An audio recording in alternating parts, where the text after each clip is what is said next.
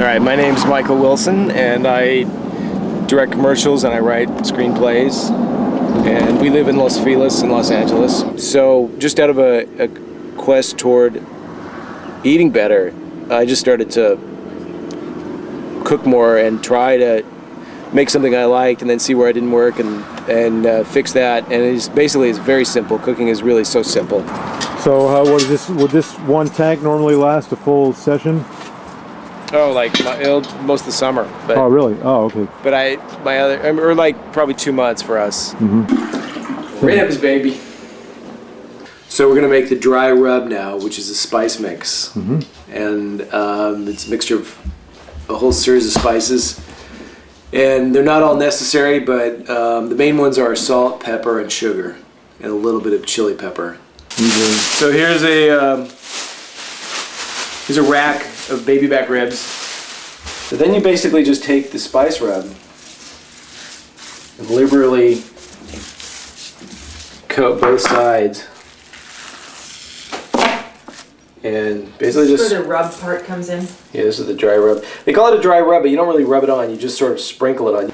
The whole theory is the idea of cooking over indirect heat. So you don't want your heat source right under your meat.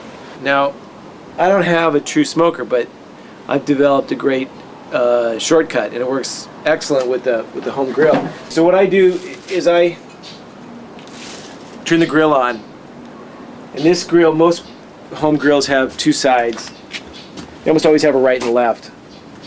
So I'm going to use, my basic theory is I'm going to use the heat source here, and I'm going to put my meat opposite it, so the meat will sit above the water, and over time the water will start to steam, and the steam does two things. It catches the dripping so they don't flare up, but it also actually steams the meat and keeps it moisturized. And then the heat itself is indirect. What I'm going to do is I'm going to take the meat, which is pre-seasoned, and I'm going to just put this in this upper basket rack, and I'm going to put it on the right side over the water source, and I'm going to close the lid. And that's all there is to it. You know, he had to just talk about his passion. It's not about a performance, it's about the passion of food, which Michael really has. And believe me, we eat so well because he is devoted to good food and good eating. And that's true. You know, so I mean, yeah. Baby! That's a baby there. I'm less sleepy baby now. E-I-E-I-O. Oh, look at the beats on his stomach. All right, so we're 3.5 to 4, about 3 3/4 hours into this, and I think for baby back, depending on the heat and the conditions, 3.5 to 4 hours seems to work great for my taste. So we're gonna see how they came out.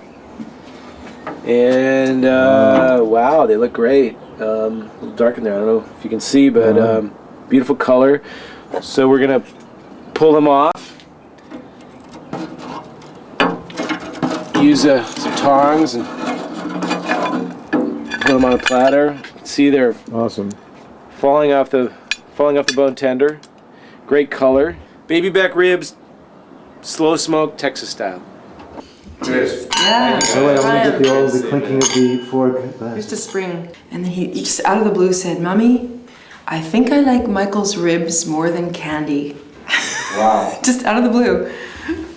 This is my theory, is that it takes just as much work to make bad food as good food. So you might as well make the effort and have the imagination to make a good meal.